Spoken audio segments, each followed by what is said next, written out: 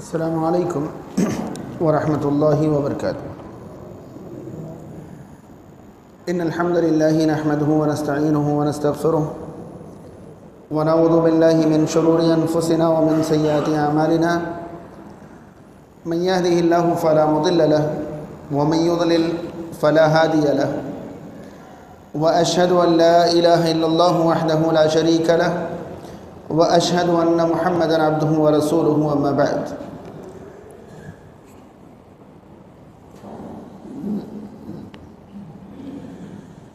فإن خير الحديث كتاب الله وخير الهدي هدي محمد صلى الله عليه وسلم وشر الأمور محدثاتها وكل محدثة بدعة وكل بدعة ضلالة وكل ضلالة في النار۔ فأعوذ بالله من الشيطان الرجيم، بسم الله الرحمن الرحيم۔ يا أيها الذين آمنوا اتقوا الله حق تقاته ولا تموتن إلا وأنتم مسلمون۔ يا أيها الناس اتقوا ربكم الذي خلقكم من نفس واحدة وخلق منها زوجها وبث منهما رجالا كثيرا ونساء واتقوا الله الذي تساءلون به والأرحام إن الله كان عليكم رقيبا۔ يا أيها الذين آمنوا اتقوا الله وقولوا قولا سديدا يصلح لكم أعمالكم ويغفر لكم ذنوبكم ومن يطع الله ورسوله فقد فاز فوزا عظيما۔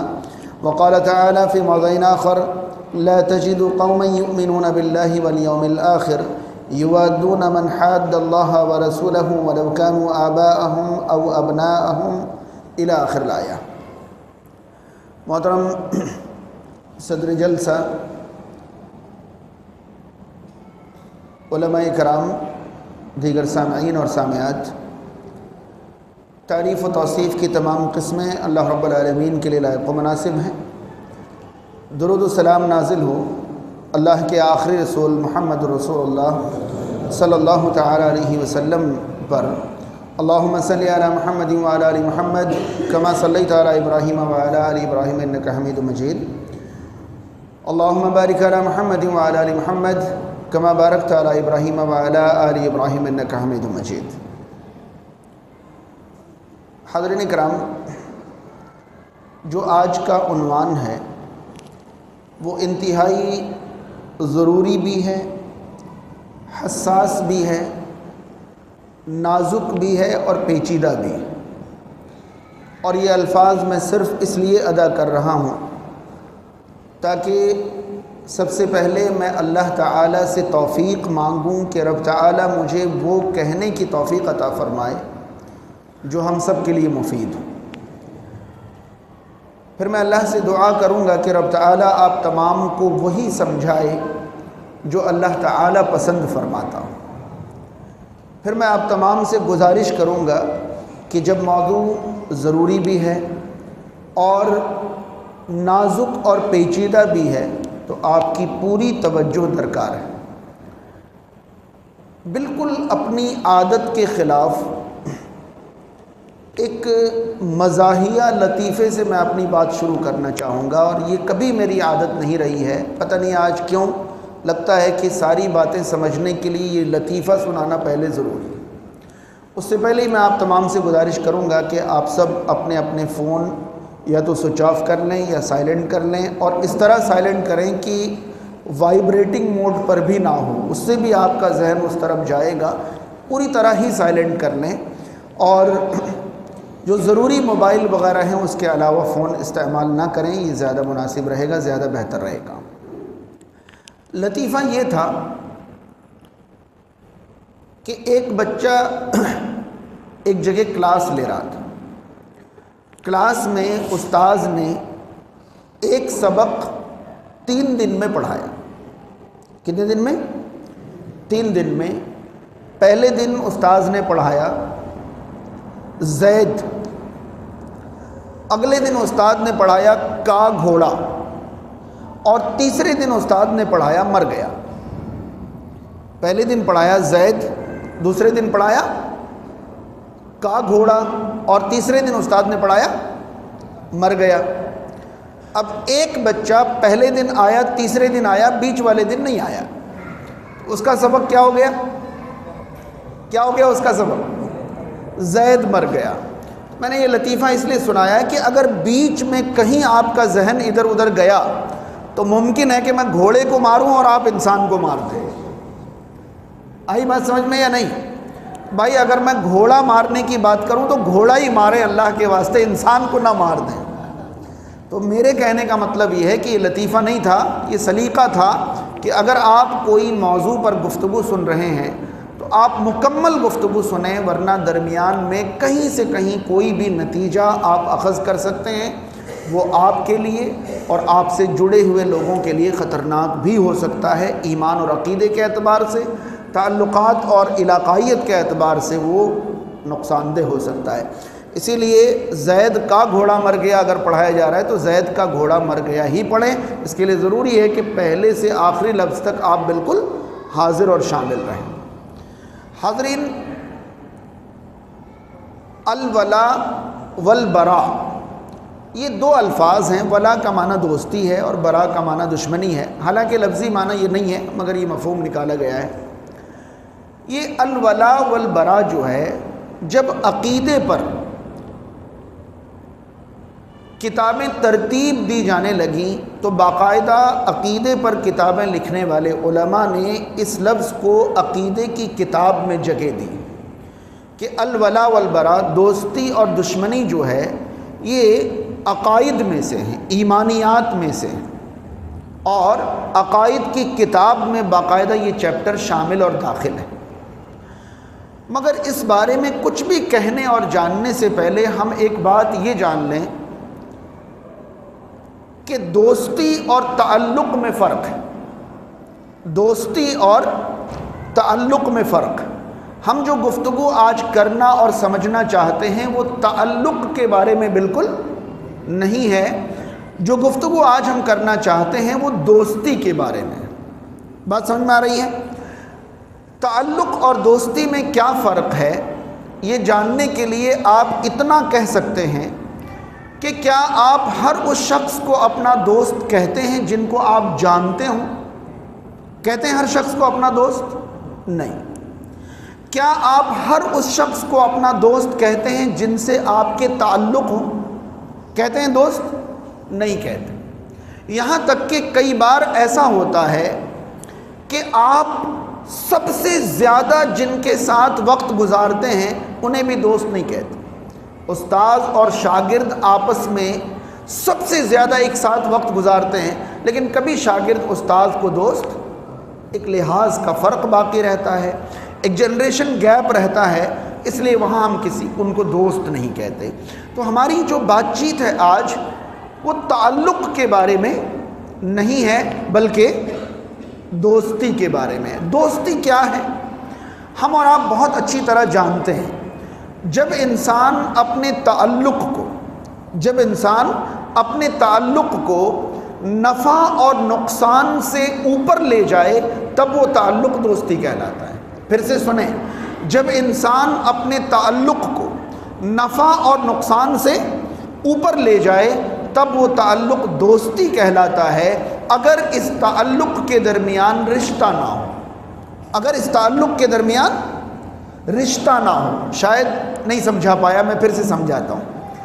ایک شوہر اپنی بیوی سے تعلق رکھتے وقت نفع نقصان ایک طرف رکھتا ہے کہ بھئی میری بیوی ہے، مجھے اس سے سب سے عمدہ اور بہتر تعلق رکھنا ہے. ایک بیوی اپنے شوہر سے، مگر یہ دوستی نہیں ہے، یہ رشتہ ہے.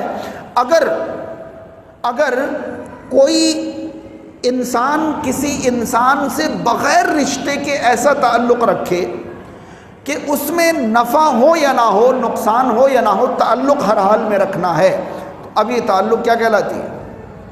دوستی کہلاتی ہے. آپ نے نہ جانے کتنی باتیں سنی ہوں گی دوستی کے لیے، تو یہ بھی حاضر ہے، وہ بھی حاضر ہے، فلاں حاضر ہے، یہ بھی کر دیں گے، وہ بھی کر دیں گے.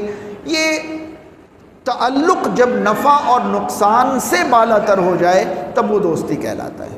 بات سمجھ میں آ گئی؟ اب یہاں ایک اور بات آپ سن لیں. میں یہ چاہتا تھا کہ تمام آیتیں بالکل اچھی طرح سے آپ تمام کے سامنے پہنچاؤں، لیکن ایک معذرت کے ساتھ مجھے کم وقت میں زیادہ باتیں آپ تک پہنچانی ہیں، اس لیے میں آیتوں کے بجائے، دلائل کے بجائے ان کے مفہوم پر اکتفا کروں گا تاکہ کم وقت میں زیادہ باتیں میں آپ تک پہنچا سکوں. یہ ضروری ہے، مسجد بھر گئی ہے، لوگ ابھی آ رہے ہیں تو آگے بڑھ بڑھ کر قریب آ کر بیٹھ جائیں۔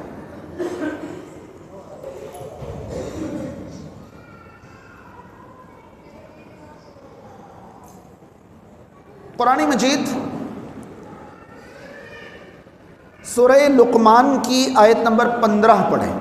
قرآن مجید سورہ لقمان کی آیت نمبر 15 پڑھیں۔ اللہ تعالیٰ نے آیت نمبر 13 اور 14 میں لقمان کا اپنے بیٹے کو کچھ نصیحت کے کلمات کا ذکر فرمایا ہے۔ لقمان نے اپنے بیٹے سے کہا نصیحت کرتے ہوئے کہ اللہ کے ساتھ شرک نہ کرنا، یہ ظلم عظیم ہے۔ اس کے بعد والدین کا ذکر آیا کہ حسن سلوک کرنا، مگر آیت نمبر 15 میں اللہ تعالیٰ نے فرمایا وَإِن جَاهَدَاكَ عَلَىٰ أَن تُشْرِكَ بِي مَا لَيْسَ لَكَ بِهِ عِلْمٌ۔ وَإِن جَاهَدَاكَ، اگر یہ دونوں تم پر محنت کریں۔ کون دونوں محنت کریں؟ ماں باپ، پیچھے ماں باپ کی بات چل رہی ہے۔ وَإِن جَاهَدَاكَ، اگر یہ دونوں تم پر محنت کریں، کوشش کریں۔ کون دونوں؟ ماں باپ۔ عَلَىٰ أَن تُشْرِكَ بِي، اس بارے میں کہ تم میرے ساتھ شریک کر دے، یعنی ماں باپ اگر کافر ہیں، مشرک ہیں، اور وہ اس بات پر محنت کرنے لگیں کہ تو میرے ساتھ کسی کو شریک کر دے، مَا لَيْسَ لَكَ بِهِ عِلْم، جس کا تیرے پاس کوئی علم نہیں ہے، جس کا تیرے پاس کوئی علم نہیں ہے۔ صدر محترم سے تائید چاہوں گا، یہاں علم کا معنی علم ہے ہی نہیں، یہاں علم کا معنی دلیل ہے۔ یہاں علم کا معنی کیا مطلب؟ جس کا تیرے پاس کوئی علم نہیں، یہ معنی نہیں ہے۔ میرے ساتھ اگر ماں باپ شرک کرانے کی محنت کریں جس بات پر تیرے پاس کوئی دلیل نہیں ہے، اللہ تعالیٰ کے ساتھ شرک کرنے کی کائنات میں کوئی دلیل موجود نہیں، ما لیس لک بہ علم۔ اور صرف یہاں نہیں، قرآن مجید میں کم سے کم 5-6 مقامات پر علم کا معنی دلیل ہے۔ تو یہاں لفظ علم دلیل کے معنی میں، ما لیس لک بہ علم، جس کا تیرے پاس کوئی علم نہ ہو، نہیں، جس کا تیرے پاس کوئی ثبوت نہیں۔ بتا، میرے ساتھ کسی کو شریک کرنے کا تیرے پاس کوئی ثبوت ہے، کوئی دلیل ہے تیرے پاس؟ نہیں ہے، تو پھر فلا تطعہما، تو ان کی اطاعت نہ کرنا۔ تو ان کی اطاعت، کن کی اطاعت نہ کرنا؟ والدین کی۔ وصاحبہما فی الدنیا معروفا، یہاں واو جو ہے نا، واو یہ اور کے معنی میں نہیں ہے، یہاں واو لیکن کے معنی میں۔ وصاحبہما فی الدنیا معروفا، لیکن دنیا میں ان کے ساتھ معروف طریقے پر گزر بسر کرنا۔ دنیا میں ان کے ساتھ کیسے گزر بسر کرنا؟ معروف طریقے پر۔ معروف طریقہ کیا ہے؟ کہ بیٹا اپنے ماں باپ کو بڑھاپے میں اپنے گھر رکھتا ہے، کھلاتا پلاتا ہے، پہناتا اڑاتا ہے، علاج معالجہ کرتا ہے اور جائز ضرورتیں پوری کرتا ہے۔ یہ سب اولاد پر والدین کے حقوق میں سے معروف طریقہ ہے۔ کیا ہے؟ معروف طریقہ ہے۔ میں نے یہ آیت کیوں پہنچائی آپ کو؟ اس آیت میں دوستی اور تعلق ایک ساتھ سمجھ میں آ رہی ہے۔ اس آیت میں یہ کہا گیا کہ اگر والدین تمہارے اوپر یہ محنت کرنے لگیں کہ تم شرک کرنے لگو، یعنی مشرک ہو جاؤ، تو اس بارے میں کوئی دوستی والدین سے نہیں ہے۔ فلا تطیعہما، ہرگز ان کی بات نہ ماننا۔ لیکن ان کی بات نہ ماننا اس کا یہ مطلب نہیں کہ ان سے تعلق ہی ختم کر لینا۔ وصاحبہما فی الدنیا معروفا، لیکن دنیا میں ان کے ساتھ معروف طریقے سے گزر بسر کرنا، یعنی جس تعلق کا وہ حقدار ہیں وہ تعلق کیا کرنا؟ باقی رکھنا۔ یہ نہیں کہ تو دین پر نہیں ہے، کافر ہے، اس لیے میں تمہیں کھانا نہیں دوں گا، پانی نہیں دوں گا، جی نہیں۔ اسماء بنت ابی بکر رضی اللہ تعالی عنہ رسول کریم صلی اللہ علیہ وسلم کی خدمت میں آ کر یہ سوال کرتی ہیں کہ اللہ کے رسول صلی اللہ علیہ وسلم، میری والدہ مشرکہ ہیں اور وہ ہمارے یہاں آ جاتی ہیں، تو کیا میں ان کے ساتھ حسن سلوک کروں، اچھا برتاؤ کروں؟ رسول کریم صلی اللہ علیہ وسلم نے فرمایا جی ہاں بالکل، آپ ان کے ساتھ اچھا سلوک کریں، حسن سلوک کریں، اچھا برتاؤ کریں۔ مگر رسول کریم صلی اللہ علیہ وسلم نے کفار سے، یہود سے، نصارہ سے دوستی کرنے سے اتنی سختی سے منع فرمایا تھا کہ جتنی سختی سے کسی اور چیز سے منع کیا جا سکتا ہو، مگر تعلق رکھنے سے منع نہیں فرمایا۔ اس کا مطلب یہ ہوا کہ دوستی اور تعلق میں فرق ہے۔ تعلق ضرورت کی بنیاد پر ہے اور دوستی تمام ضرورتوں سے بالاتر ہے۔ جب تعلق نفع اور نقصان کے معیار سے اونچا ہو جائے تب وہ دوستی کہلاتا ہے۔ اس کا مطلب یہ ہوا کہ اگر کوئی مسلمان نہیں ہے اور ان سے تعلق کی ضرورت ہے تو اسلام تعلق سے منع نہیں کرتا، لیکن اگر تعلق کی ضرورت نہیں ہے تو غیر ضروری بغیر کسی نفع نقصان کے تعلق کی کوئی ضرورت نہیں ہے۔ بات سمجھ رہے ہیں؟ رسول کریم صلی اللہ علیہ وسلم نے ہجرت کے موقع پر مکہ سے مدینہ ہجرت فرما رہے ہیں، دو لوگ ساتھ میں، آپ صلی اللہ علیہ وسلم اور ابو بکر صدیق رضی اللہ تعالیٰ عنہ۔ پہلی بار رسول کریم صلی اللہ علیہ وسلم مدینہ جا رہے ہیں، راستہ نہیں معلوم۔ ابو بکر صدیق رضی اللہ تعالیٰ عنہ بھی پہلے مدینہ نہیں گئے کبھی، راستہ نہیں معلوم۔ اب مکہ سے مدینہ کا راستہ کون دکھائے؟ کوئی راستہ بتانے والا تو ہونا چاہیے نا۔ اور پھر مکہ سے مدینہ پہنچنے تک ہر وقت جان کا خطرہ ہے، لہذا ایسا راستہ دکھانے والا چاہیے جس کو کئی راستے ایک ساتھ معلوم ہو، کہ اگر پلان اے فیل ہو جائے تو پلان بی، یہ فیل ہو جائے تو پلان سی، ادھر سے نہیں تو ادھر سے، ادھر سے نہیں تو ادھر، کئی راستے یاد ہونے چاہیے۔ صفی الرحمن مبارک پوری رحمہ اللہ نے الرحیق المختوم کے اندر لکھا ہے، عبداللہ بن اریقط نام کے ایک کافر کو آپ صلی اللہ علیہ وسلم نے پیسے دے کر گائیڈ بنایا تھا اپنا۔ کیا بنایا تھا؟ گائیڈ بنایا تھا۔ یہ تعلق تھا یا دوستی؟ تعلق تھا، ضرورت پڑی پیسہ دیا، کام لے لیا ان سے۔ بات سمجھ رہے ہیں؟ ضرورت پڑی، بھائی کوئی ایسا بندہ اپنوں میں نہیں ملا جو اتنا ماہر ہو، راستہ اتنا اچھی طرح جانتا ہو، انہیں آپ صلی اللہ علیہ وسلم اور آپ کے دوست سے کوئی مطلب نہیں، انہیں تو مطلب اپنی مزدوری سے تھا، آپ نے ان سے کام لیا، ان کو مزدوری دی، تعلق ختم۔ جہاں ضرورت پڑی وہاں ان سے تعلق قائم کرنے میں نہ آپ صلی اللہ علیہ وسلم کبھی پیچھے ہٹے، نہ آپ نے کبھی روکا۔ رسول کریم صلی اللہ علیہ وسلم جب وفات پائے تو آپ کا ایک سامان ایک یہودی کے پاس تھوڑے سے اناج کے بدلے گروی رکھا ہوا تھا۔ جانتے ہیں آپ لوگ، آپ صلی اللہ علیہ وسلم جب وفات پائے تو آپ کا ایک سامان ایک یہودی کے پاس تھوڑے سے اناج کے بدلے، یعنی قرضے میں ان سے اناج لیا تھا اور بدلے میں آپ نے اپنی زرہ مبارک گروی رکھ دی تھی۔ تو ایک یہودی کے پاس آپ کا سامان گروی ہے، آپ سوال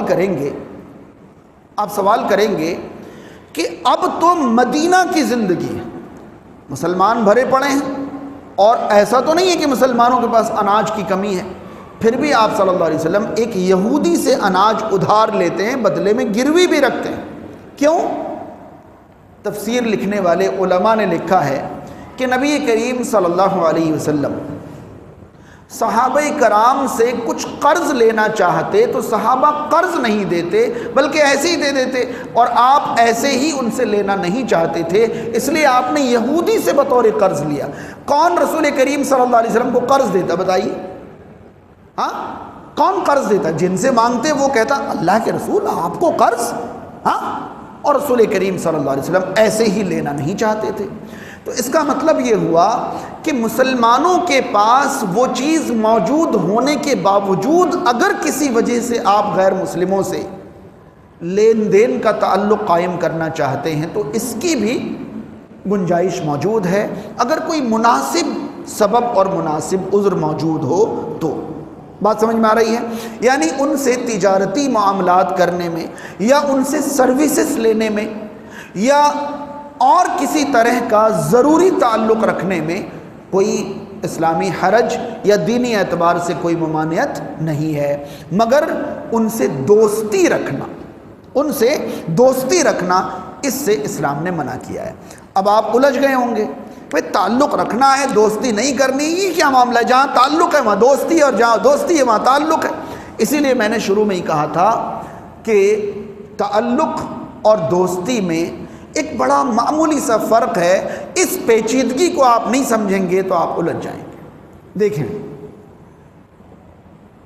ایک آدمی آپ کے یہاں کام کرتا ہے، ایک آدمی آپ کے یہاں کام کرتا ہے اور اس کی کوئی چیز آپ کو بہت اچھی لگتی ہے، اس کی کوئی چیز آپ کو بہت اچھی لگتی ہے۔ دیکھیے میں ہمیشہ یہ کوشش کرتا ہوں کہ ہماری عام بول چال میں جو مثالیں دی جاتی ہیں ان مثالوں کے ذریعے میں آپ کو دین سمجھانے کی کوشش کروں تاکہ اچھی طرح آپ کو دین سمجھ میں آ جائے۔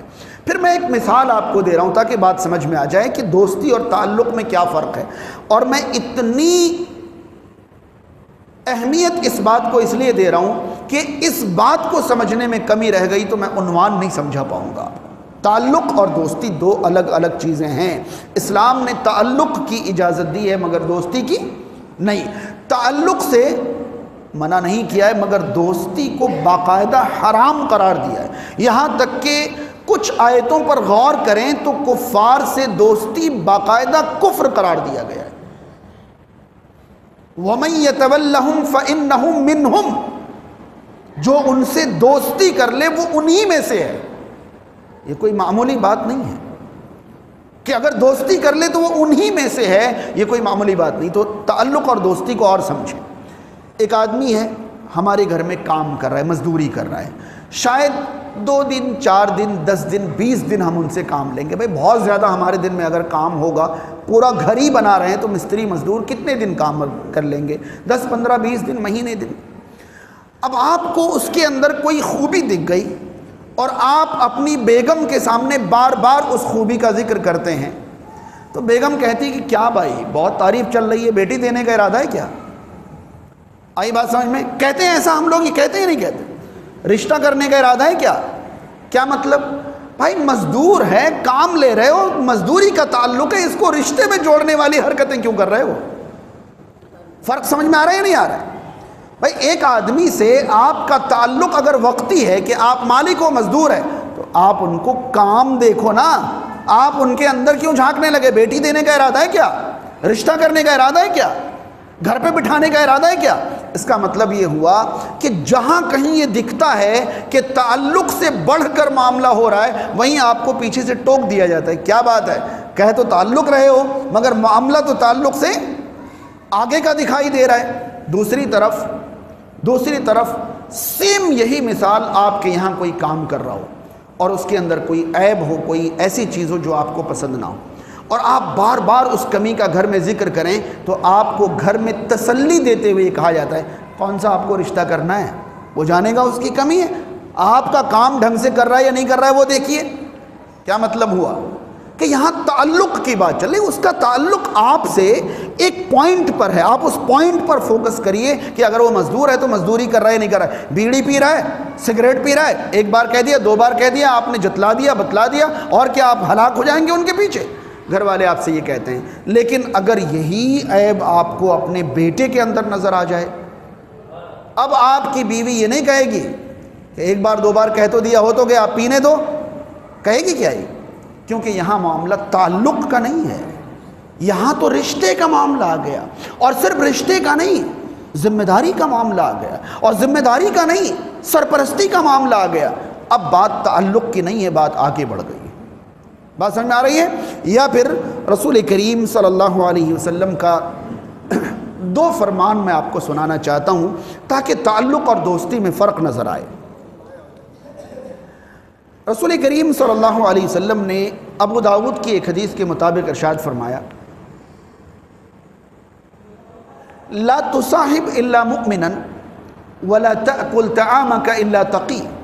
آپ صلی اللہ علیہ وسلم نے فرمایا کہ مومن کے علاوہ کسی کو ساتھی نہ بنانا اور متقین کے علاوہ کوئی تمہارا کھانا نہ کھائے۔ یہ آپ صلی اللہ علیہ وسلم کا حکم ہے۔ ویسے تو میں ایک بات سمجھا رہا ہوں مگر میں یاد بھی دلا رہا ہوں کہ آپ سب لوگ دیکھ لیں کہ آپ کا کھانا کون کون کھا رہا ہے اور آپ کے ساتھی کون کون ہیں۔ یہ رسول کریم صلی اللہ علیہ وسلم کا حکم تھا، لا تصاحب الا مؤمنا ولا تأکل طعامک الا تقی۔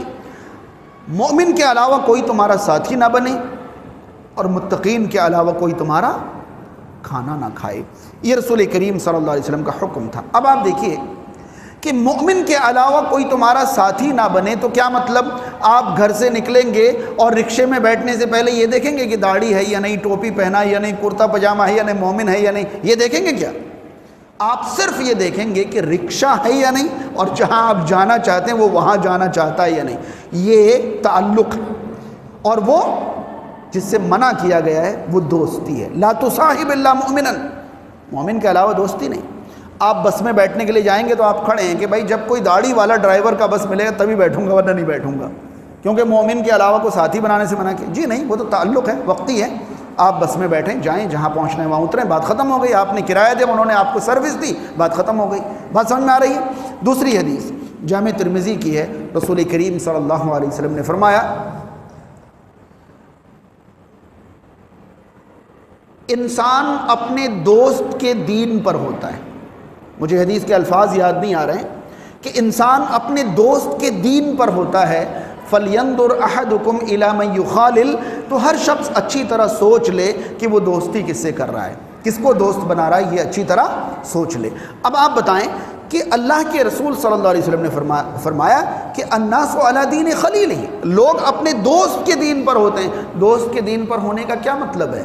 کہ بھئی اگر کسی سے تعلق آپ کا نفع اور نقصان، رشتہ اور ناطہ سے بلند ہو جائے تو پھر اس کے طور طریقے اپنانے سے آپ کو کوئی روک نہیں سکتا۔ یہ مطلب ہے اس حدیث کا کہ انسان کس کے دین پر ہوتا ہے؟ اپنے دوست کے دین پر ہوتا ہے۔ تو خیر، دوستی اور تعلق میں فرق سمجھ میں آ گیا یا نہیں آ گیا؟ کہیں آپ دوستی کو تعلق نہ سمجھ لیں اور تعلق کو دوستی نہ سمجھ لیں۔ اس کے بعد دوستی اور دشمنی کا معیار جو اصل عنوان ہے، شاید اصل عنوان سے زیادہ وہ سمجھنا ضروری تھا، اس لیے میں نے اس پر اتنی اہمیت دی۔ دیکھیں، کائنات میں دوستی اور دشمنی کا جو معیار ہے وہ اسلام کو ایک طرف رکھیں، لاجیکلی منطقی طور پر دنیا میں دوستی اور دشمنی کا معیار نفع اور نقصان ہے، نفع اور نقصان ہے۔ اچھی طرح یاد رہے، جو آپ کے لیے مفید ہے، آپ چاہیں یا نہ چاہیں، آپ کے دل میں اس کے لیے کیا پیدا ہو جائے گی؟ جگہ پیدا ہو جائے گی، محبت پیدا ہو جائے گی، دوستی ہو ہی جائے گی، قرب بڑھی جائے گا۔ اگر کوئی آپ کے لیے مفید ہے تو یقیناً آپ کے دل میں اس کے لیے جگہ پیدا ہو جائے گی۔ سوال یہ ہے کہ جو بھی آپ کے لیے مفید ہے وہ آپ کے لیے اتنا مفید ہے کہ اس سے زیادہ کوئی اور مفید نہ ہو۔ بات سمجھ میں آ رہی ہے؟ بھئی آپ کے لیے اگر کوئی مفید ہے تو کیا وہ اتنا مفید ہے کہ اس سے زیادہ کوئی اور مفید نہیں ہے آپ کے لیے؟ اگر آپ یہ دیکھیں گے کہ آپ کے لیے مفید کون ہے تو پائیں گے بہت سارے لوگ ہیں، لیکن اگر آپ تلاش کریں گے کہ آپ کے لیے سب سے زیادہ مفید کون ہے تو آپ ڈھونڈتے جائیں گے، ڈھونڈتے جائیں گے، ڈھونڈتے جائیں گے، ڈھونڈتے جائیں گے۔ اگر آپ صاحب بصیرت ہیں، صاحب فہم ہیں، صاحب عقل ہیں، صاحب علم ہیں، تو آپ کی یہ تلاش جا کر رکے گی اللہ رب العزت کی ذات پر۔ اس سے پہلے یہ تلاش رک ہی نہیں سکتی۔ کیوں؟ آپ کو زندہ رہنے کے لیے، آپ کو زندگی گزارنے کے لیے، آپ کو کچھ بھی کرنے کے لیے رب تعالیٰ کا احسان اور رب تعالیٰ کی رحمت کی ضرورت ہے۔ اس کے بغیر آپ، ارے دنیا میں لوگ فائدہ پہنچانے والے، فائدہ پہنچانے والے کیا مطلب ہوتا ہے؟ فائدے کے ذریعے بنے ہوئے دنیا کے لوگ، فائدہ تو سب اللہ تعالیٰ کا ہے۔ آپ کو پتہ ہے اللہ کے علاوہ کسی کی تعریف نہیں ہے کا کیا مطلب ہوتا ہے؟ الحمدللہ رب العالمین کا معنی کیا ہے؟ کہ ساری تعریفیں اللہ کے لیے۔ ابھی ایک صاحب بڑھیا سا نظم پڑھ کے چلے جائیں، ارے شاندار پڑھی، شاندار، تعریف سب کی کر رہے ہیں، اور پھر کہہ رہے ہیں اللہ کے علاوہ کسی کی تعریف نہیں۔ مطلب یہ ہے کہ تعریف کی انتہا اللہ پر جا کر ہوتی ہے، تعریف کی انتہا اللہ پر جا کر ہوتی ہے۔ اگر کوئی قابل تعریف ہے تو اللہ کی عطا کی ہوئی چیز کے بدولت قابل تعریف ہے، وہ اپنے آپ قابل تعریف نہیں۔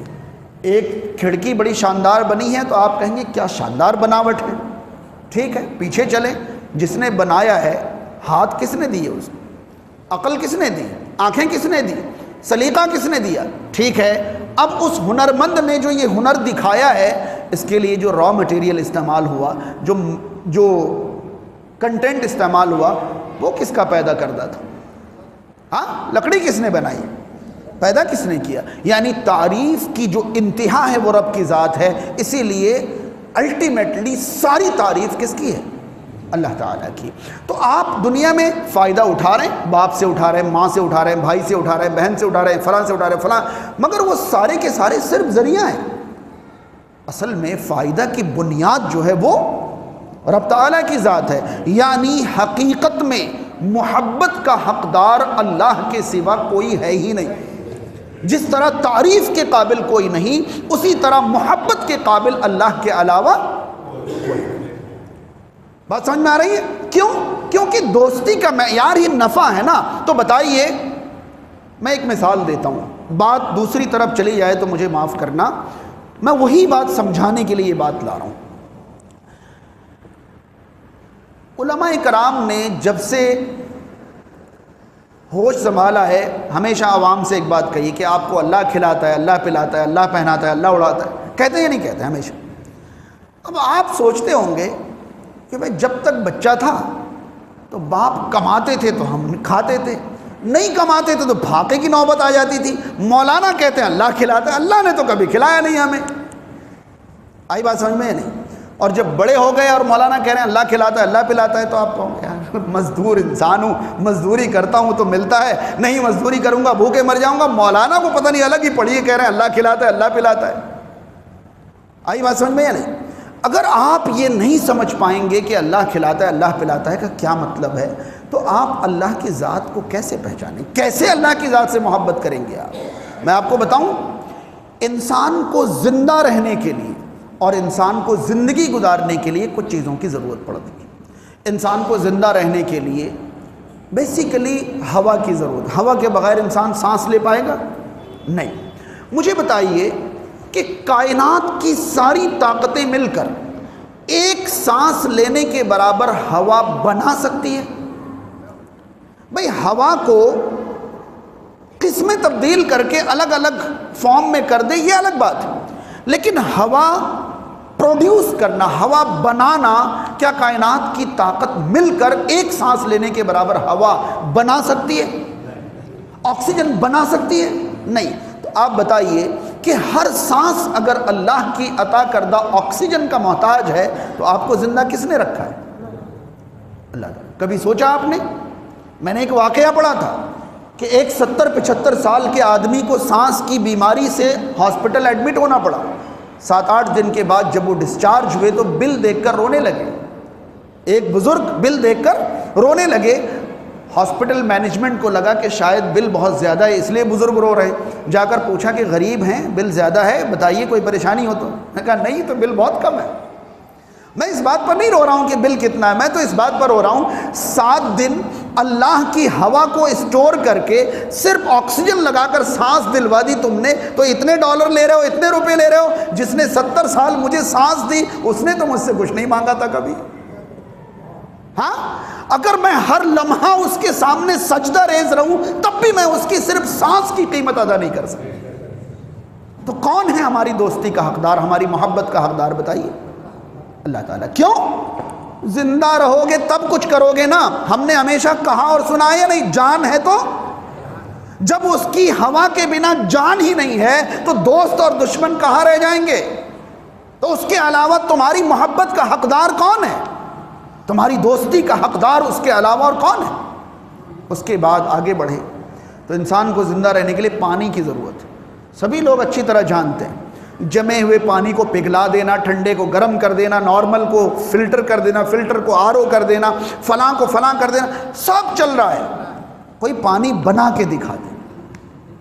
کائنات کی ساری طاقت مل کر پانی بنا کر دکھا دے. ہے بنانے والی طاقت؟ نہیں ہے. تو پھر کس نے زندہ رکھا ہے آپ کو؟ کس نے زندہ رکھا ہے؟ اب آگے بڑھیے تو یہ زندہ رہنے کے لیے میں نے کہا نا، زندگی گزارنے کے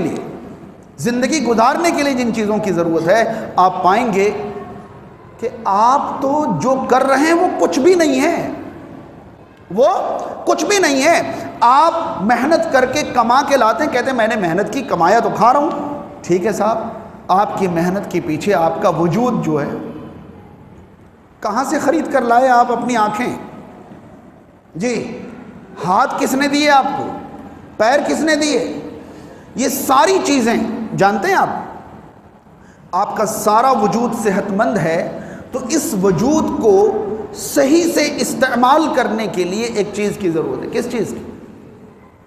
جی اگر آپ کا سارا وجود پرفیکٹ ہے، سارا جسم پرفیکٹ ہے، تب بھی اس جسم کو صحیح سے استعمال کرنے کے لیے ایک چیز کی ضرورت ہے.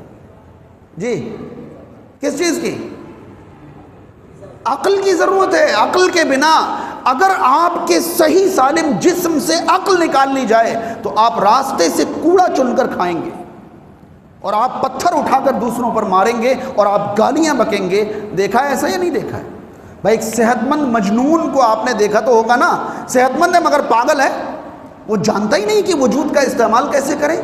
کسی کو مارنے کے لیے وجود کا استعمال کر رہا ہے، کہیں گالی بکنے کے لیے، کہیں کوڑا اٹھانے کے لیے. اگر اس کے پاس عقل ہوتی تو وہ ایسا، کس نے دی ہے یہ عقل؟ خرید کر لائیں کہیں سے؟ کس نے دی ہے؟ بہرحال کبھی کہیں گے کہ میں کماتا ہوں تو کھاتا ہوں. بھائی جب ہماری ہر سانس اللہ کی محتاج ہے، ہماری زندگی کا ایک لمحہ رب کی نعمتوں کا محتاج ہے، اس کے بعد جو ہم کماتے کھاتے ہیں نا، اس کے پیچھے کے سارے اسباب اللہ کے عطا کیے، ہر ایک سبب اللہ کا بنایا ہوا. اگر میں اس پر بولوں تو بہت دور بات چلی جائے گی، مگر میرے کہنے کا مطلب ہے نفع اور نقصان، دوستی اور دشمنی کا معیار ہے نا، اللہ سے زیادہ آپ کو نفع پہنچانے والی کوئی ذات ہو تو بتائیں، ہے کوئی ذات؟ نہیں. اس کا مطلب یہ ہوا کہ دوستی کا حقدار صرف اور صرف کون ہے؟ اللہ تعالیٰ. ایک بات سمجھ میں آ گئی؟ اب آگے سمجھیں. جو آپ کا دوست ہوتا ہے، جو آپ کا دوست ہوتا ہے، اس کی ہر پسند آپ کو پسند ہوتی ہے، اور اس کی ہر ناپسند آپ کو ناپسند ہوتی ہے. یہ معیار ہے. بھائی سب سے پہلے آپ دوست اس کو بنائیں گے جو آپ کے لیے کیا ہوگا؟ مفید ہوگا، جو آپ کے لیے مفید ہوگا. لیکن دوست کی محبت سے محبت یہ جگ ظاہر ہے. اللہ تعالیٰ کو جن چیزوں سے محبت ہوگی، اگر آپ بھی انہی چیزوں سے محبت کرتے ہیں اور دوستی رکھتے ہیں، تو گویا کہ اللہ سے آپ کی محبت درست ہے، اللہ سے آپ کی دوستی کا اقرار جو ہے وہ درست ہے، ورنہ درست نہیں. اور دوست کا دشمن بھی کیا ہوتا ہے؟ کیا ہوتا ہے؟ دشمن ہوتا ہے. تو ظاہر سی بات ہے اللہ تعالیٰ کو جو لوگ، جو چیزیں، جو جگہیں اور جو بھی خیالات اور جو فکر اللہ تعالیٰ کو پسند نہیں ہیں، ان میں سے کوئی بھی چیز اگر ہمارے نزدیک پسندیدہ ہے تو یہ دوستی کا اقرار جو ہے وہ مکمل نہیں ہے، وہ درست نہیں ہے. بات سمجھ میں آ گئی؟ بس یہی الولا والبرا ہے کہ اصل میں ہماری دوستی کا حقدار، یا حقدار نہیں کہیں گے، اصل میں ہماری دوستی کا اختیار صرف اور صرف اللہ کو ہے. اور پھر اللہ جس کو پسند کرے ہم اس کو پسند کریں گے. اللہ جس جگہ کو پسند کرے ہم اس جگہ کو پسند کریں گے. اللہ جن باتوں کو پسند کرے، جن کاموں کو پسند کرے، جس فکر کو پسند کرے، جن چیزوں کو پسند کرے، ہم ان چیزوں کو پسند کریں گے. دیکھیں اللہ تعالیٰ کی محبت کائنات میں ہر ایک سے زیادہ نہ ہو تو آپ صاحب ایمان ہے ہی نہیں. میں ایک بات بتانا چاہتا ہوں، آپ چونکیے گا نہیں، پہلے سمجھیے گا پھر چونکیے گا. اللہ اور اس کے رسول صلی اللہ علیہ وسلم سے محبت کا قرآن اور حدیث میں کہیں حکم ہے ہی نہیں. کوئی فتویٰ نہیں لگائیے گا پلیز، ابھی میں وضاحت کروں گا. قرآن اور حدیث میں کہیں اللہ اور اس کے رسول صلی اللہ علیہ وسلم نے یہ نہیں فرمایا ہے کہ اللہ سے محبت کرو اور اللہ کے رسول صلی اللہ علیہ وسلم سے محبت کرو. کہیں یہ حکم نہیں ہے. ہو رہا ہے تعجب یا نہیں ہو رہا ہے؟ تعجب ہو رہا ہے یا نہیں ہو رہا ہے؟ اب آپ تعجب ختم کریں. ہر جگہ اللہ تعالیٰ کا حکم یہ ہے کہ آپ کو اللہ اور اس کے رسول سے ہر کسی سے زیادہ محبت کرنی ہے. اور ان دونوں میں فرق، ان دونوں میں محبت کرنے میں اور سب سے زیادہ محبت کرنے میں کیا ہے؟ کیا ہے فرق؟ دیکھیں، آپ کو بیٹی سے محبت ہے، بیٹے سے محبت ہے، بیوی سے محبت ہے، بھائی سے محبت ہے، باپ سے محبت ہے، قبیلہ خاندان سے محبت ہے، مال سے محبت ہے، شہرت سے محبت ہے، گھر بار سے محبت ہے. محبت کی بہت ساری چیزیں ہو سکتی ہیں، مگر ان میں سب سے زیادہ محبت جس سے ہوگی وہ صرف اللہ کی ذات ہے.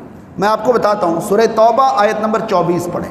سورہ توبہ آیت نمبر 24 پڑھیں. قل اے رسول کریم صلی اللہ علیہ وسلم آپ فرما دیجیے ان کان آباؤکم و ابناؤکم و اخوانکم و ازواجکم و عشیرتکم و اموال اقترفتموها و تجارت تخشون کسادها و مساکن ترضونها احب الیکم من اللہ و رسولہ. یہ احبہ کیا ہے؟ اے رسول کریم صلی اللہ علیہ وسلم آپ فرما دیجیے کہ تمہارے باپ دادا، بیٹے پوتے، بھائی بند، بیوی شوہر، قبیلہ خاندان، محنت سے کمایا ہوا مال، فائدہ مند تجارت اور شاندار عمارتیں، یہ ساری چیزیں اگر تمہارے نزدیک اللہ اور اس کے رسول صلی اللہ علیہ وسلم سے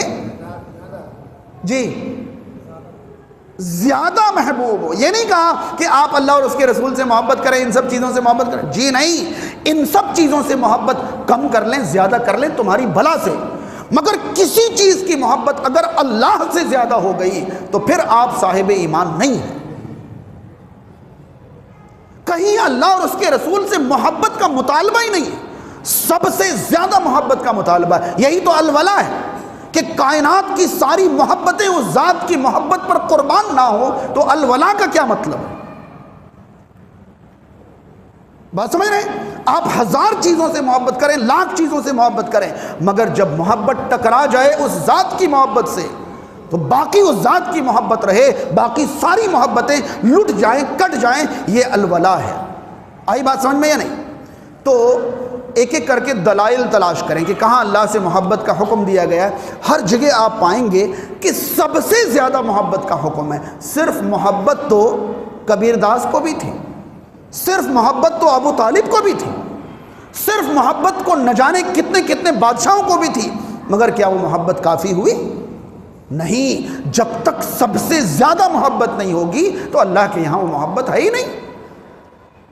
آپ تو اوپر نیچے کم زیادہ لوگوں کی محبت میں کرو، اللہ کی محبت سے اوپر اگر کوئی محبت ہوئی تو آپ الولا کے معیار میں ناکام ہو گئے. آئی بات سمجھ میں؟ رسول کریم صلی اللہ علیہ وسلم، صحیح بخاری صحیح مسلم کی ایک مشہور حدیث، ثلاث من کن فیہ وجد حلاوت الایمان، تین چیزیں جس کے اندر ہوں گی وہ ایمان کی مٹھاس پالے گا. سنیے حدیث، تین چیزیں جس کے اندر ہوں گی وہ ایمان کا مزہ پالے گا. پتہ ہے پہلی چیز کیا ہے؟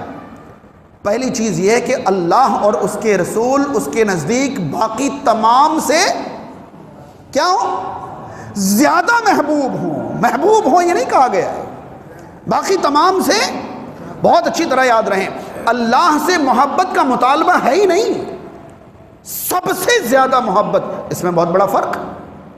محبت تو صرف محبت کو کہتے ہیں، سب سے زیادہ محبت کا مطلب کوئی اور محبت اس محبت پر غالب، باپ کی محبت غالب نہ آئے، بھائی کی محبت غالب نہ آئے، بیوی کی محبت غالب نہ آئے، اولاد کی محبت غالب نہ آئے، مال کی محبت غالب نہ آئے، اور سرمایہ کی محبت غالب نہ آئے، قبیلہ کنبہ خاندان کی محبت غالب نہ آئے، کسی چیز کی محبت اللہ کی محبت پر غالب نہ آئے. یہ الولا ہے. ارے بات سمجھ میں یا نہیں؟ تو سب سے پہلی چیز یہ ہے کہ معیاری دوستی نفع ہے، اللہ سے زیادہ نافع کوئی نہیں ہے، لہذا اللہ سے زیادہ محبت کا حقدار کوئی بھی نہیں ہے. اور جب اللہ تعالیٰ سے زیادہ کوئی محبت کا حقدار نہیں ہے تو ہم اللہ سے زیادہ کسی سے محبت. تو سب سے پہلے ولا کا مطلب یہ ہے کہ ہمارا جو وہ والا تعلق، جو محبت والا، جو دوستی والا تعلق ہو، سب سے مضبوط اور گہرا کس سے ہونا چاہیے؟ اب اللہ تعالیٰ کے لیے محبت، دو ہی معیار ہے نا، اللہ سے محبت اور اللہ کے لیے محبت. تو اللہ سے محبت کا مطلب ذات الہ سے محبت، اس سے زیادہ محبت آپ کسی سے کر نہیں سکتے. اور اس کے لیے محبت سے کیا مطلب؟ اللہ کو اپنے رسول سے محبت ہے یا نہیں؟ تو آپ بھی رسول سے محبت کرو گے، کس کے لیے؟ اللہ کے لیے. اللہ سے محبت اور اللہ کے لیے محبت. بھئی اللہ جس سے محبت کرے گا آپ اس سے محبت کرو گے. اللہ تعالیٰ نے اپنے رسول سے محبت کی، آپ بھی کرو گے. اللہ تعالیٰ نے کعبۃ اللہ سے محبت کی، آپ بھی کرو گے. اللہ تعالیٰ نے اپنے کلام سے محبت کی، آپ بھی کرو گے. اللہ تعالیٰ نے مکہ اور مدینہ سے محبت کی، آپ بھی کرو گے. اللہ رب العالمین نے صاحب ایمان سے محبت کی ہے تو آپ بھی صاحب ایمان سے محبت کرو گے. اللہ تعالیٰ نے مومنوں کو محبوب رکھا ہے، آپ بھی مومنوں کو کیا رکھو گے؟ محبوب رکھو گے. یہ ہوتا ہے الحب للہ. ایک ہے حب اللہ اور ایک ہے حب للہ. اللہ سے محبت اور اللہ کے لیے محبت. اللہ کے لیے محبت ہر اس شخص سے، ہر اس شے سے، ہر اس قول سے، ہر اس فعل سے، ہر اس فکر سے، ہر اس مقام سے جس سے اللہ کو محبت ہے۔ یہ ہے الحب للہ، ہے نا؟ اتنی فضیلتیں اس بارے میں بیان کی گئی کہ آپ سمیٹ نہیں پائیں گے، جمع نہیں کر پائیں گے۔ دوسری طرف اللہ تعالیٰ کے لیے بغض، اللہ تعالیٰ کے لیے بغض، سب سے پہلی چیز، رب تعالیٰ اگر سب سے بڑا نافع ہے تو ابن آدم کو سب سے زیادہ نقصان پہنچانے والا کون ہے؟ ابلیس ہے۔ بھائی سوال ہی پیدا نہیں ہوتا شک اور شبہ۔ لہذا بغیر کسی سبب کے، یعنی بغیر کسی سبب کے، بغیر کسی تحقیق کے، آپ کا بغض اور آپ کی نفرت کا پہلا حقدار جو ہے وہ ابلیس ہے، کیونکہ اس سے زیادہ بنی آدم کے لیے کوئی مضر نہیں ہے۔ اگر اللہ سے زیادہ کوئی نافع نہیں ہے تو ابلیس سے زیادہ کوئی مضر نہیں ہے۔ لہذا آپ کا بغض اور آپ کی نفرت کا، یعنی براء کا سب سے زیادہ مستحق اور حقدار کون ہے؟ ابلیس۔ اب اس کے بعد الحب للہ والبغض للہ کو ایسے بھی کہہ سکتے ہیں، الحب للہ اور اللہ کے لیے محبت اور شیطان کے لیے نفرت۔ کیا مطلب؟ ہر وہ کام، ہر وہ شخص، ہر وہ جگہ، ہر وہ بات، ہر وہ شے، ہر وہ چیز جس سے شیطان کو محبت ہے اس سے ہمیں نفرت ہوگی، اس سے ہمیں نفرت ہونی چاہیے۔ اگر شیطانی چیزوں سے ہم محبت کرنے لگے تو کہیں نہ کہیں اللہ سے محبت میں کیا ہے؟ کمی ہے۔ اب تفصیل میں کہاں کہاں بتاؤں، کس کس چیز میں بتاؤں؟ معیار تو سمجھ پا رہے ہیں نا؟ ہماری دوستی اور محبت کا اللہ سے زیادہ کوئی حقدار نہیں ہے، اور اللہ تعالیٰ کو جو بھی پسند ہے وہ سب ہماری محبت کا کیا ہے؟ حقدار ہے۔ اور ابلیس سے زیادہ بنی آدم کے لیے کوئی مضر نہیں، کوئی نقصان دہ نہیں ہے۔ ہماری نفرت کا پہلا حقدار ابلیس ہے، ابلیس ہے۔ آپ جانتے ہیں بے شمار ایسی چیزیں جس کا ہم سے کوئی تعلق ہی نہیں ہے نفع اور نقصان کا، مگر وہ ابلیس کی پہچان ہے، اس لیے اسلام نے ہمیں منع کر دیا، اس لیے اسلام نے ہمیں منع کر دیا ہے۔ بات سمجھ میں آ رہی ہے؟ اللہ کے نبی صلی اللہ علیہ وسلم نے بائیں ہاتھ سے کھانے پینے سے کیوں منع کی؟ کیونکہ بائیں ہاتھ سے کون کھاتا ہے؟ شیطان کھاتا ہے۔ مجھے نہیں چاہیے وہ طریقہ جو دشمن کا ہو۔ نفع نقصان بعد میں دیکھیں گے، پہلے تو یہ دیکھنا کہ دشمن ایسا کرتا ہے، میں نہیں کروں گا، میں نہیں کروں گا، شیطان کھاتا ہے۔ بات سمجھ رہے ہیں؟ اللہ کے نبی صلی اللہ علیہ وسلم نے کتنی ایسی چیزوں سے منع فرمایا کہ تم ایسا نہ کیا کرو، کیونکہ یہ طریقہ کس کا ہے؟ شیطان کا ہے۔ کیا مطلب ہوتا ہے اس کا؟ مطلب یہ ہوتا ہے کہ اگر آپ اللہ تعالیٰ کے لیے کچھ کر رہے ہیں تو آپ کو یہ جاننے اور سوچنے کی ضرورت نہیں کہ کیوں کر رہے ہیں، بس اتنا کافی ہے کہ اللہ کو پسند ہے۔ اسی لیے کوئی کام نہیں کرنے کے لیے آپ کو اس کی وجہ جاننا ضروری نہیں ہے، اتنا کافی ہے کہ وہ شیطان کو پسند ہے۔ اسے چھوڑنے کے لیے صرف اتنا کافی ہے کہ وہ کام کس کو پسند ہے؟ شیطان کو پسند ہے۔ بات سمجھ رہے ہیں؟ آج دنیا میں بے شمار ایسی چیزوں پر بحث ہو رہے ہیں، مباحثے ہو رہے ہیں، جبکہ ہم سب جانتے ہیں کہ یہ شیطان کے پسندیدہ۔ میوزک حلال ہے یا حرام، کوئی ایسی دلیل، کوئی ویسی دلیل، کوئی یہ، کوئی وہ، کوئی فلاں لا کے کسی نہ کسی طرح، بھائی یہ شیطان کا پسندیدہ کام ہے، کیا یہ کافی نہیں ہے اسے چھوڑنے کے لیے؟ جس سے بڑا امت، جس سے بڑا بنی آدم کا کوئی مضر نہیں، نقصان دہ نہیں، وہ پسند کرتا ہے میوزک، کیا یہ ہمارے لیے کافی نہیں؟ نفرت کرنے کے لیے کافی ہونا چاہیے۔ اب آپ اندازہ لگائیں کہ ہم اور آپ جب اپنے اندر جھانکتے ہیں تو ہمیں ملتا ہے کہ اللہ کی ذات سے سب سے زیادہ محبت کا اگر معیار قائم کر دیا جائے تو پتہ نہیں ہم کہاں جا کے گریں گے، ہم صاحب ایمان قرار پائیں گے یا نہیں قرار پائیں گے، کیونکہ کم اور زیادہ محبت جو ہے نا وہ قربانی سے ماپی اور تولی جا سکتی ہے۔ کس سے محبت کم ہے، کس سے محبت زیادہ ہے، اس کا معیار قربانی ہے۔ اس کا معیار کیا ہے؟ قربانی۔ پھر میں ایک مثال دوں گا تاکہ بات سمجھ میں آئے۔ ایک آدمی ایک سنسان گلی سے گزر رہا ہے، اس کے ہاتھ میں بہت قیمتی گھڑی ہے۔ سنسان گلی میں کوئی چور ملا اور اس سے کہتا ہے کہ میں گھڑی دے دو ورنہ ہاتھ کاٹ دوں گا۔ اب وہ دیکھتا ہے کہ بچنے کا کوئی راستہ نہیں ہے، کیا وہ یہ کہے گا کہ میں گھڑی نہیں دوں گا، بہت قیمتی ہے، ہاتھ کاٹ دو میرا؟ کہے گا وہ؟ کہے گا وہ؟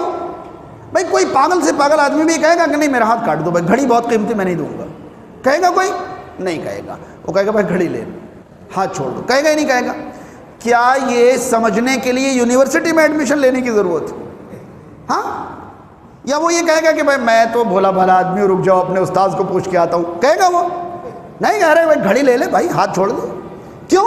کیونکہ اس کو گھڑی سے محبت نہیں ہے، ایسا نہیں ہے بھائی، قیمتی گھڑی ہے، مہنگی گھڑی، گھڑی سے اس کو محبت ہے، مگر ہاتھ سے محبت اس سے زیادہ ہے۔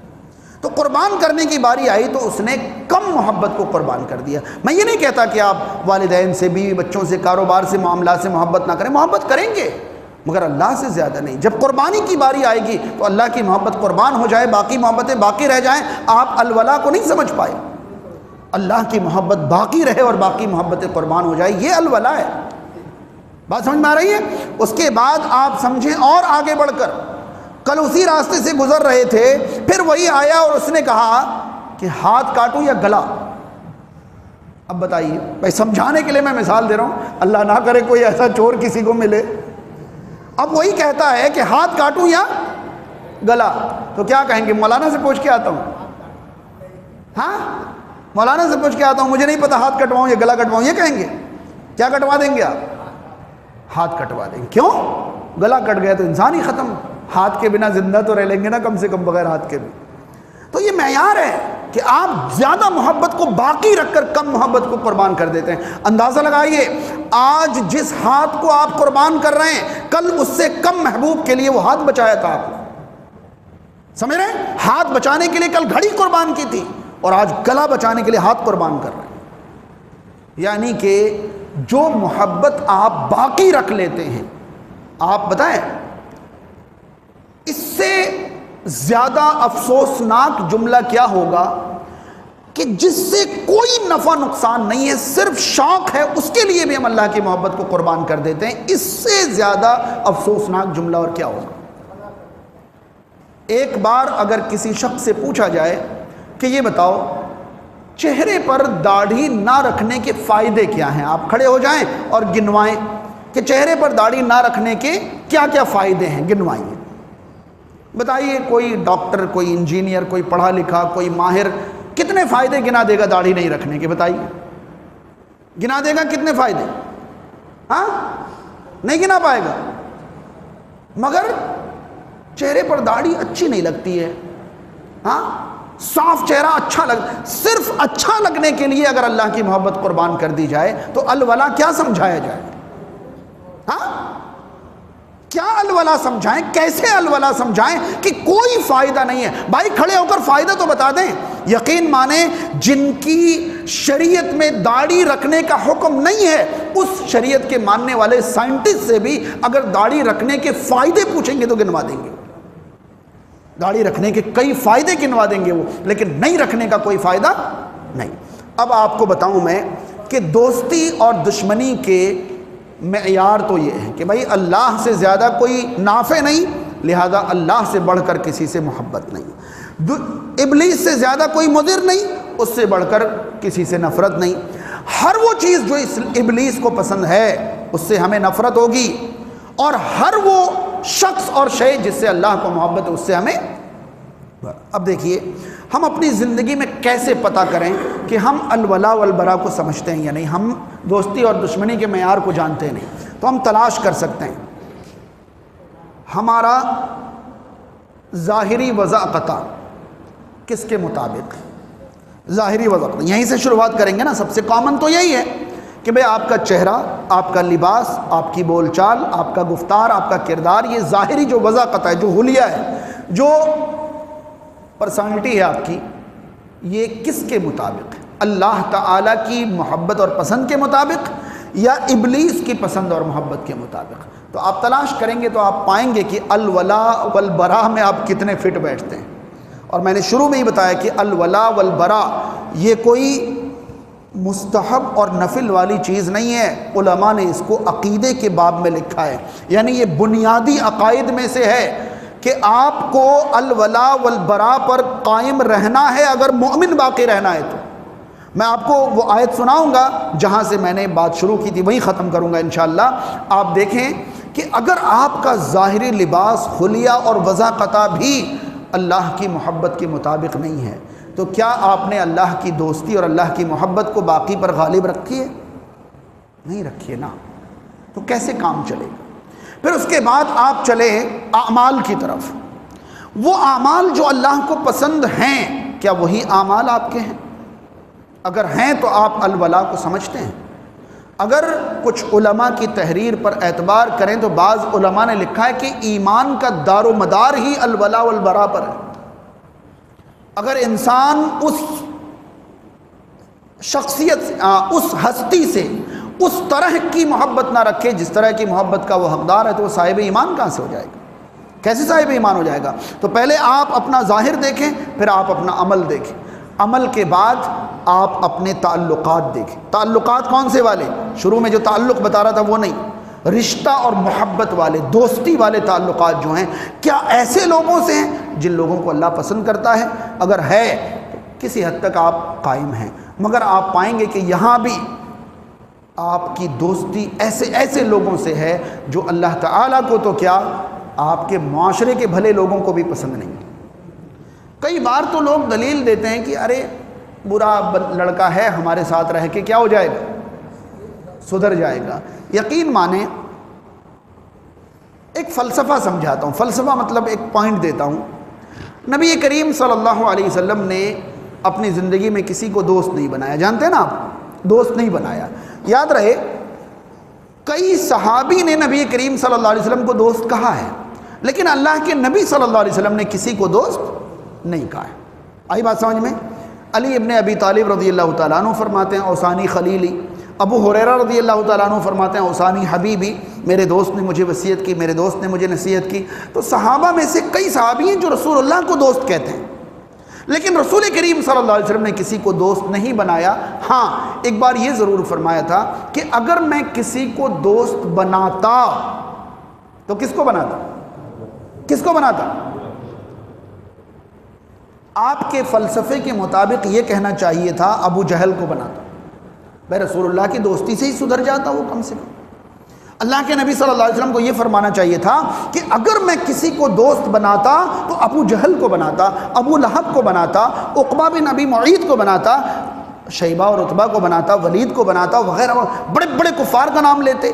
آپ کو پتہ ہے جس شخصیت کے بارے میں رسول کریم صلی اللہ علیہ وسلم نے یہ فرمایا تھا کہ انبیاء کے بعد ابو بکر سے بہتر شخص پر سورج طلوع نہیں ہوا، جب آپ نے دوستی کا ارادہ بھی کیا تو فرمایا کہ میں دوستی کرتا تو ابو بکر سے کرتا۔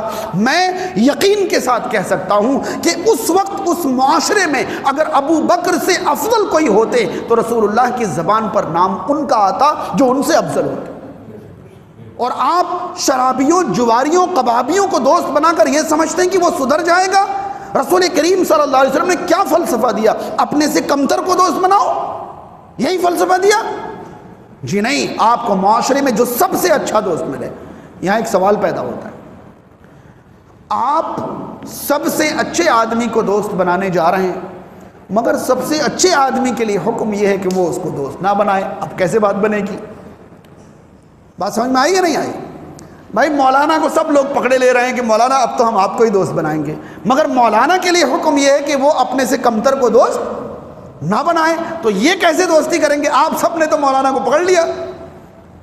میں نے ابھی تھوڑی دیر پہلے بتایا تھا کہ صحابہ نے رسول اللہ کو دوست کہا ہے، مگر رسول کریم صلی اللہ علیہ وسلم نے کسی صحابی کو دوست، مولانا یہ کہیں کہ تم بھی دوست کہو، تم بھی دوست کہو، تم بھی دوست کہو، میں دوست تب کہوں گا جب تم معیار پہ اتر جاؤ۔ آئی بات سمجھ میں یا نہیں؟ ٹھیک ہے تم مجھے دوست کہہ لو، ٹھیک ہے تم بھی دوست کہہ لو، ٹھیک ہے تم بھی دوست کہہ لو، تمہاری طرف سے دوستی کا اعلان ہو جائے کوئی حرج نہیں ہے، مگر میں تمہیں دوست جب کہوں گا جب تم میرے معیار پہ اتر جاؤ۔ آئی بات سمجھ میں یا نہیں؟ اس طرح اگر کوئی سدھرنا چاہے تو سدھر سکتا ہے۔ آپ ان کے مطابق، پتہ چلا کہ ان کے ساتھ آپ سگریٹ پیتے گھوم رہے ہیں، ان کے ساتھ آپ سب کچھ کرتے گھوم رہے ہیں، کہہ رہے ہیں سدھر جائے گا کبھی؟ یہ دوستی کا معیار ہی نہیں، یہ دوستی کا معیار ہی نہیں، اور یہ تصور ہی بہت غلط ہے کہ کبھی نہ کبھی یہ سدھر جائے گا، کیونکہ رسول کریم صلی اللہ علیہ وسلم نے یہ معیار دیا ہی نہیں۔ ابھی میں نے ایک حدیث بھی بتائی تھی نا کہ تمہارا ساتھی مومن کے علاوہ کوئی نہ بنے۔ سورہ زخرف میں تو آیت موجود ہے کہ الاخلاء یومئذ اعداء الا المتقون، سارے کے سارے دوست قیامت کے دن کیا بن جائیں گے؟ دشمن بن جائیں گے سوائے متقین کے۔ متقین کو دوست بنائیے، وہ دنیا میں بھی آپ کا دوست رہے گا اور آخرت میں بھی آپ کا دوست رہے گا، اور متقین کے علاوہ کو دوست بنائیں گے تو وہ آخرت میں آپ کا دشمن بن جائے گا۔ آ رہی بات سمجھ میں؟ تو اچھی طرح یاد رہے کہ الولا اصل میں صرف اللہ کا حق ہے، پھر اس کا حق ہے جس سے اللہ کو محبت ہو۔ اس کی فضیلت پر پتہ نہیں کتنے خطاب آپ نے سنے ہوں گے، کتنے دروس آپ نے سنے ہوں گے۔ جو اللہ کے لیے محبت کرتا ہے، رسول کریم صلی اللہ علیہ وسلم نے اللہ تعالیٰ کی طرف سے کتنی فضیلتیں بیان فرمائی ہیں۔ ہاں، کتنی فضیلتیں۔ جن لوگوں کو عرش الہی کے سائے میں جگہ ملے گا، ان میں سے دو لوگ کون ہیں؟ رجلانی تحابا فی اللہ اجتماع علیہ وتفرقا علیہ، وہ دو لوگ بھی عرش الہی میں جگہ پائیں گے جو اللہ کے لیے ایک دوسرے سے محبت کرتے ہیں۔ کوئی تجارت نہیں، کوئی لین دین نہیں، کوئی معاملات نہیں، ان دونوں کے درمیان محبت ہے۔ صرف کس لیے؟ کیونکہ اس بندے کے اعمال، ایمان، اعمال اور اخلاق ایسے ہیں جس کو اللہ، بھائی ایک بندہ ہے اس کے اندر ساری کوالٹیز اللہ کی محبت کے ہیں، تو میں اس سے محبت کرتا ہوں۔ کیوں؟ کیونکہ وہ اللہ کو پسند آنے والا بندہ ہے۔ اگر اس لیے کوئی ایک دوسرے سے محبت کرے گا تو اللہ تعالیٰ اسے عرش الہی کے سائے میں جگہ۔ بات سمجھ میں آ رہی ہے؟ رسول کریم صلی اللہ علیہ وسلم نے فرمایا کہ حدیث قدسی اللہ تعالیٰ فرما رہا ہے کہ قیامت کے دن تمام لوگ جمع ہوں گے، قیامت کے دن تمام لوگ جمع ہوں گے، اور تمام لوگوں کے درمیان اللہ تعالیٰ اعلان فرمائے گا، این المتحابون بجلالی، میری عظمت اور میری شان و شوکت کے لیے ایک دوسرے سے محبت کرنے والے کہاں ہیں؟ اندازہ لگائیے، اتنے لوگوں کے سامنے جب کچھ لوگ کھڑے ہوں گے کہ اللہ میں تیرے لیے ان سے محبت کرتا تھا، میں تیرے لیے ان سے محبت کرتا تھا، آپ ان کی شان اور شوکت کا سمجھ پا رہے ہیں کیا منظر ہوگا؟ اللہ تعالیٰ فرمائے گا آؤ میں اپنے سائے میں تمہیں جگہ دوں گا، اور آج میرے سائے کے علاوہ کوئی سایہ نہیں ہے۔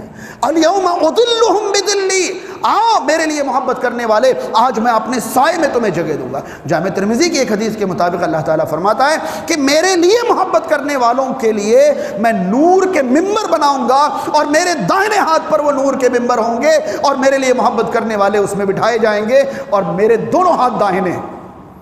اللہ تعالیٰ اپنے دونوں طرف اللہ کے لیے محبت کرنے والوں کو بٹھائے گا، اور بے شمار حدیثیں اس بارے میں۔ اور جانتے ہیں دوسری طرف اللہ کے ناپسندیدہ لوگوں سے دوستی کرنے والے، تعلق نہیں، دوستی کرنے والے، اللہ تعالیٰ نے تو یہاں تک فرمایا کہ وہ انہی میں سے ہیں، وہ انہی میں سے ہیں۔ مجھے بتائیے کہ آج ہمارے معاشرے میں تیزی سے ہمارا ظاہر، ہمارا باطن، ہمارے خیالات، ہمارے اعمال، ہمارے کردار، ہماری خوشی، ہمارا غم، سب کچھ غیروں کی طرح ہوتا جا رہا ہے۔ کیوں رسول کریم صلی اللہ علیہ وسلم نے غیروں کی مشابہت بھی اختیار کرنے سے منع فرمائی تھی؟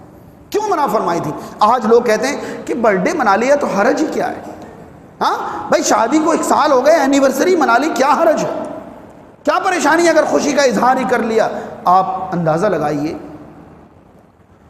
کہ برتھ ڈے وغیرہ منانے سے کیا ہوتا ہے۔ میں ایک چیز آپ کو سمجھاتا ہوں، اگر یہ بات سمجھ میں آ گئی تو شاید بہت ساری باتیں خود بخود سمجھ میں آ جائیں گی۔ سب سے پہلی چیز تو یہ ہے کہ لوگ برتھ ڈیٹ مناتے ہیں اور کہتے برتھ ڈے ہے۔ لوگ برتھ ڈے نہیں مناتے، برتھ کیا مناتے ہیں؟ ڈیٹ مناتے ہیں۔ اب اندازہ لگائیے کہ دنیا میں کہنا ہے آج میرے بیٹے کا برتھ ڈے ہے، بیوی کا برتھ ڈے، دوست کا برتھ ڈے، فلاں کا فلاں، مگر برتھ ڈے کسی کا نہیں، برتھ ڈیٹ ہے۔ آئی بات سمجھ میں؟ یعنی آج اگر کتنی تاریخ ہے؟ 19 اکتوبر کو اگر کوئی بچہ پیدا ہوا تو آج دن سنیچر کا ہے، اگلے سال 19 اکتوبر آئے گا تو دن سنیچر ہی ہوگا کیا؟ نہیں، تو وہ جنم دن کس تاریخ کو منائیں گے؟ 19 اکتوبر کو۔ وہ دن منگل، بدھ، جمعرات، جمعہ کچھ بھی ہو سکتا ہے، پھر وہ کہے گا میں برتھ ڈے منا رہا ہوں۔ تو ڈے کہاں منا رہے ہو بھائی؟ آپ کیا منا رہے ہو؟ برتھ ڈیٹ منا رہے ہو۔ تو آپ پہلے لفظ تو صحیح بول لو کہ آپ کیا منا رہے ہو۔ برتھ ڈیٹ منا رہے ہو، آپ برتھ ڈیٹ کہو، ٹھیک ہے۔ اب اس کے بعد آپ دیکھیے،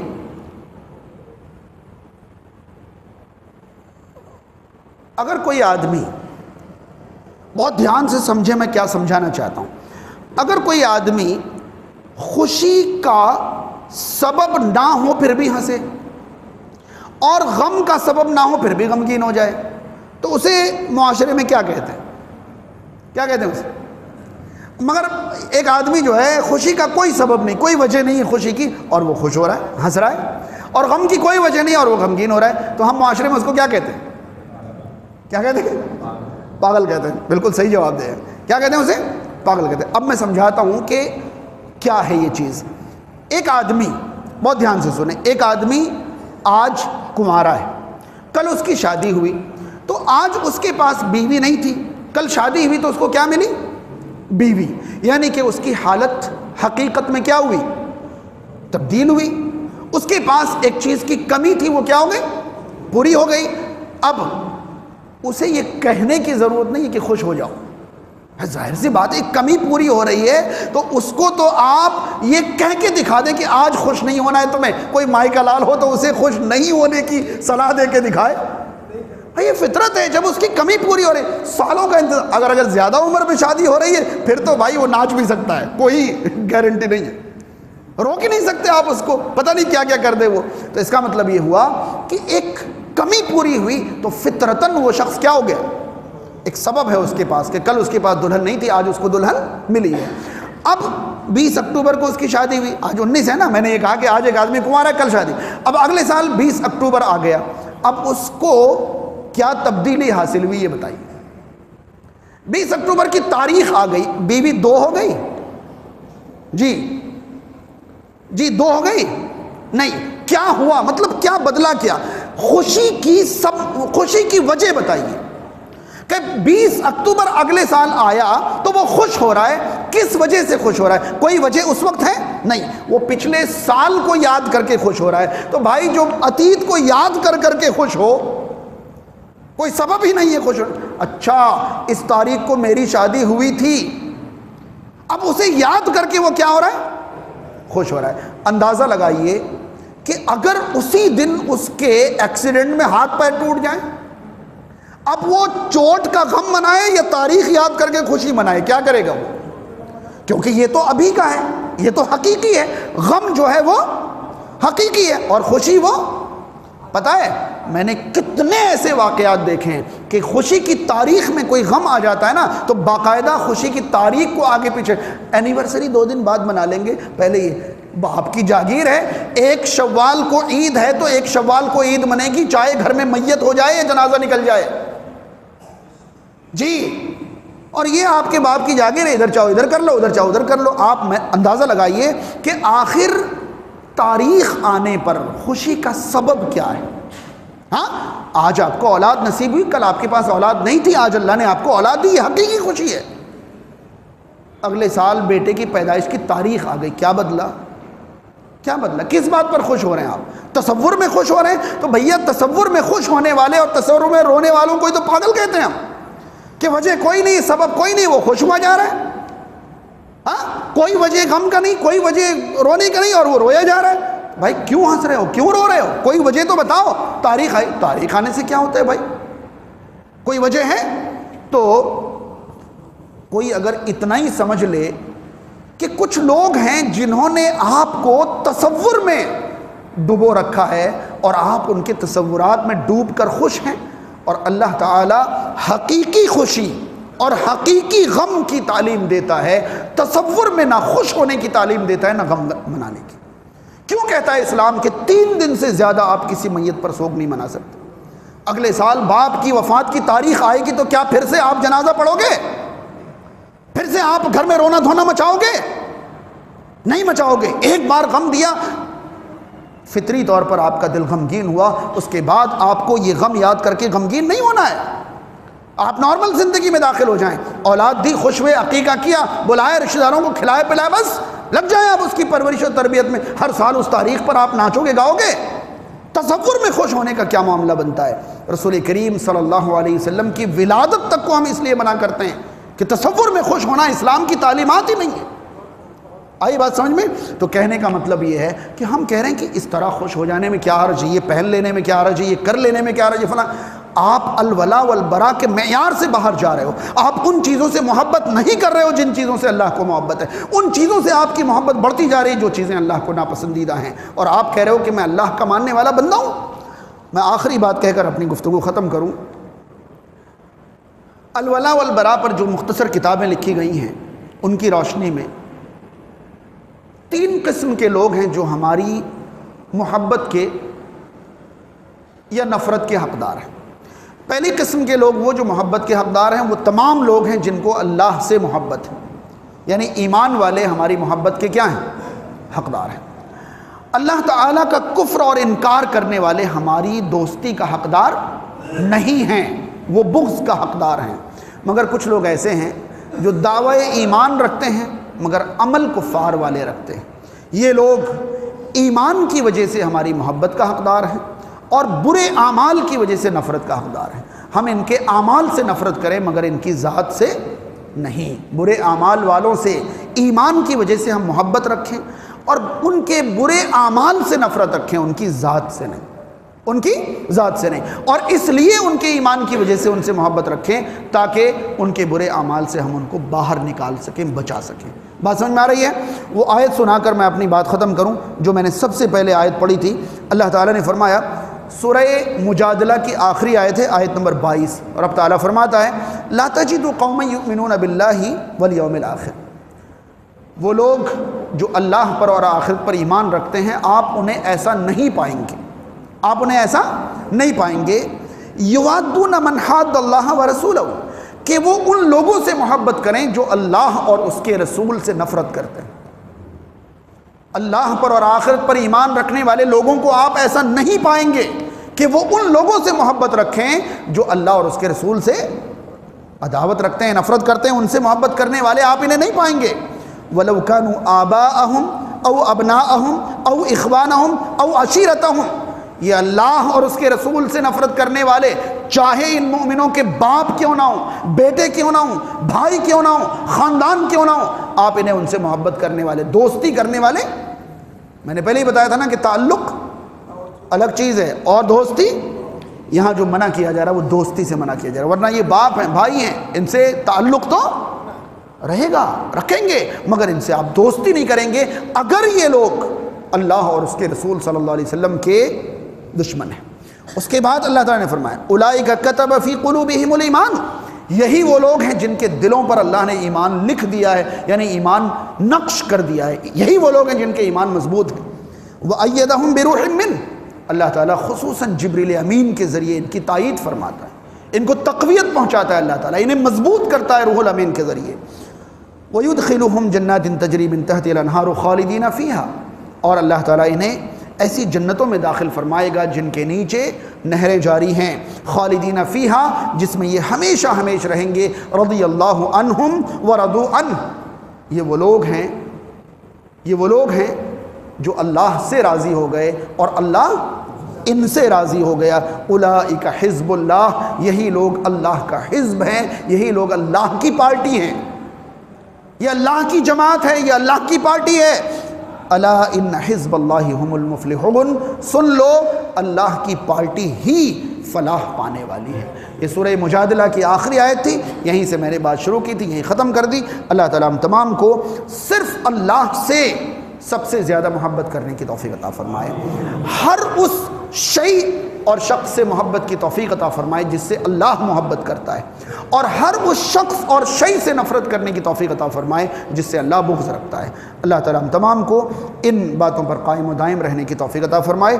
معاشرے میں جو لوگ بیمار ہیں اللہ تعالیٰ انہیں شفائے کاملہ عطا کرے، جو پریشان حال ہیں رب تعالیٰ ان کی پریشانیاں دور فرمائے، جو مقروض ہیں اللہ تعالیٰ ان کے قرض کی ادائیگی کی صورت پیدا فرمائے، جو بے روزگار ہیں اللہ تعالیٰ انہیں حلال اور طیب رزق کا انتظام فرمائے، جو دنیا سے جا چکے ہیں رب تعالیٰ ان کی مغفرت فرمائے، جو دنیا میں باقی ہیں اللہ تعالیٰ ان کی حفاظت فرمائے. اقول قولی ھذا استغفر اللہ لی ولکم ولسائر المسلمین والحمد للہ رب العالمین، والسلام علیکم ورحمۃ اللہ وبرکاتہ.